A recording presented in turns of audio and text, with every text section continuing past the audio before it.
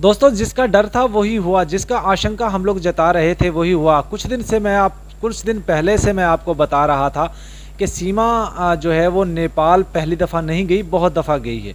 साथ ही मैंने आपको बताया था दुबई भी काफ़ी दफ़ा गई है। दोस्तों, सीमा का जो पुराना पासपोर्ट है और सीमा की जो ट्रैवल हिस्ट्री मोमिन मलिक जी ने चेक करवाई है नेपाल से, उसके हिसाब से सीमा हैदर पाकिस्तान से नेपाल और नेपाल से हिंदुस्तान ये आज नहीं गई, पहले भी बहुत दफ़ा गई है।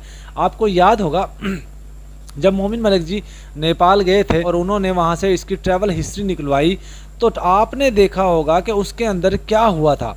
मोमिन मलिक जी ने बताया था कि इसके चार साथियों समेत ये कई दफ़ा नेपाल गई थी और नेपाल की जेल के अंदर अभी तक इसके 2 साथी कैद भी हैं।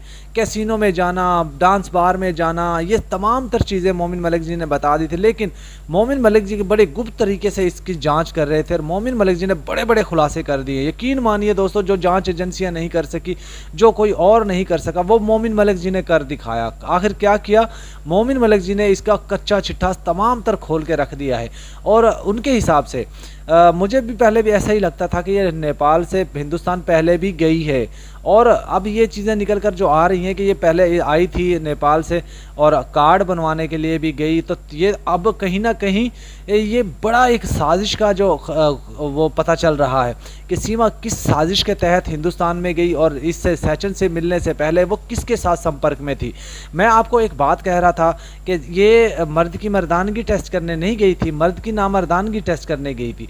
तो अगर उस चीज़ को देखा जाए तो फिर यकीनन आप शॉक्ड हो जाएंगे। अगर सीमा हैदर का पुराना पासपोर्ट पब्लिक कर दिया जाए तो उसके ऊपर आपको वाज़ेह तौर पर पता चलेगा कि इसके पासपोर्ट के ऊपर कितनी दफ़ा नेपाल का वीज़ा लगा है, कितनी दफ़ा दुबई का वीज़ा लगा है। दुबई से हमारे साथ एक शख्स जुड़े थे, उनका इंटरव्यू भी मेरी चैनल के ऊपर मौजूद है। उसमें वो उनका नाम है जो उन्होंने हमें बताया था कि उनके पास क्या कुछ चीज़ें इसकी मौजूद हैं और उसको सिगरेट के निशान उसने हाथ के ऊपर दिखाए थे। और जावेद इकबाल उस शख्स का नाम है। जावेद इकबाल एक वाहिद वो शख्स है जिसने जो ट्रक ड्राइवर है, लेकिन उसने बताया कि कराची के अंदर ये हमें मिलती थी और इसने हमने इसके साथ क्या कुछ किया, वो तमाम तर चीज़ें जावेद इकबाल ने हमें बताई थी। मेरे चैनल पर उनका वीडियो भी मौजूद है, इंटरव्यू मौजूद है और उन्होंने हल्फन ये बात कही थी, अल्लाह को हाजिर नाज़र जान के हल्फन ये बात कही थी कि सीमा का मेरे साथ क्या रिलेशन था।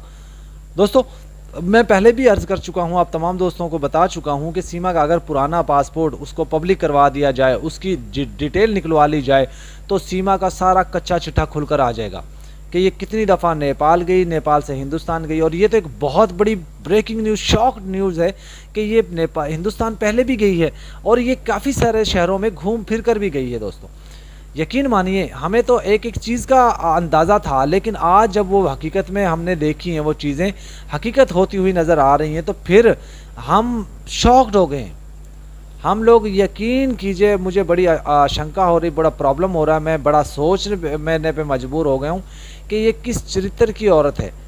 जो चीज़ें मैं पहले आपको बताता रहा हूँ, अब पता नहीं ये लप्पू से मिलने से पहले किन किन लोगों के साथ मिली, वहाँ पर किस किस शहर के अंदर गई, क्या कुछ करती रही, क्या लेने गई, वो तमाम तर चीज़ें मोमिन मलिक जी ने कच्चा चिट्ठा खोल के रख दिया है। और एक तरफ ये भाग कर आती, कहते हैं मेरा बाल भी कोई बांका नहीं कर सकता। तो यकीन मानिए, इस तरह की जो चरित्रहीन औरतें होती हैं, जो किसी कंट्री के अंदर भी जो एक वैश्याओं का काम करती हैं, वो औरतें इस तरह की बातें करती है जिस तरह ये बात करती है। मुझे यकीन मानिए शर्मिंदगी हो रही है ये अल्फाज इस्तेमाल करते हुए, लेकिन जिस तरीके के अल्फाज ये इस्तेमाल करती है कि किसी की ज़रूरत नहीं है मेरा बाल भी बांका कर सके, ये मेरे चेहरे पे स्माइल यूं ही नहीं है, और बार बार यूं करके दिल बना के दिखाना, ये किसी ना किसी बड़ी साजिश का हिस्सा है। दोस्तों, ये बड़ी एक प्लानिंग का हिस्सा है।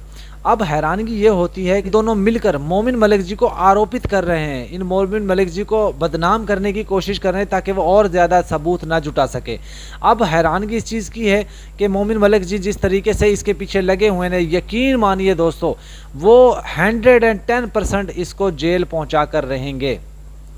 क्योंकि अब अगर जांच एजेंसियां दोबारा से इसको इन्वेस्टिगेट कर, बार बार एपी सिंह कहता था ना जांच एजेंसी बिठा लो, ये वही शख्स है एपी सिंह जो शुरू में जब सीमा आई थी तो उसको कहता था जांच एजेंसियां पूछे, एटीएस पूछे तो ये कहना, एएनआई पूछे तो ये कहना, एएनएफआई पूछे तो ये कहना। वो तमाम तर चीज़ें एपी सिंह उसको पट्टी पढ़ाता हुआ नजर आया, एक वीडियो वायरल हुआ था।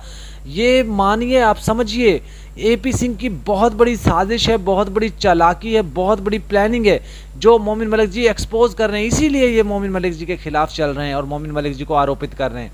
और दोस्तों, हैदर भाई का जिस तरीके से वो साथ दे रहे हैं ना, इंसानियत का साथ दे रहे हैं, किसी पाकिस्तानी का साथ नहीं दे रहे, इंसानियत का साथ दे रहे हैं। और इंसानियत को हमारा भी सैल्यूट है और मोमिन मलिक जी को हमारा दोनों हाथों से सैल्यूट है। यकीन मानिए, सलाम करते हैं हम मोमिन मलिक जी को, उनकी बहादुरी को, उनकी हिम्मत को, कि जिस तरीके से वो अपने मुल्क को डिफेंड कर रहे हैं, अपने मुल्क की जनता को डिफेंड कर रहे हैं और सीमा का विरोध कर रहे हैं, तो यकीनन वो काबिल दाद है। और जिस तरीके से अब बहुत बड़े बड़े खुलासे भी होंगे, अगर जांच एजेंसियां दोबारा से सीमा की इन्वेस्टिगेशन करती हैं तो बड़े बड़े नाम खुलकर सामने आ सकते हैं। इसीलिए मोमिन मलिक जी को ये साइड पे हटाने की कोशिश कर रहे हैं, नुकरे लगाने की कोशिश कर रहे हैं और उनको इस केस से भटकाने की कोशिश कर रहे हैं। दोस्तों,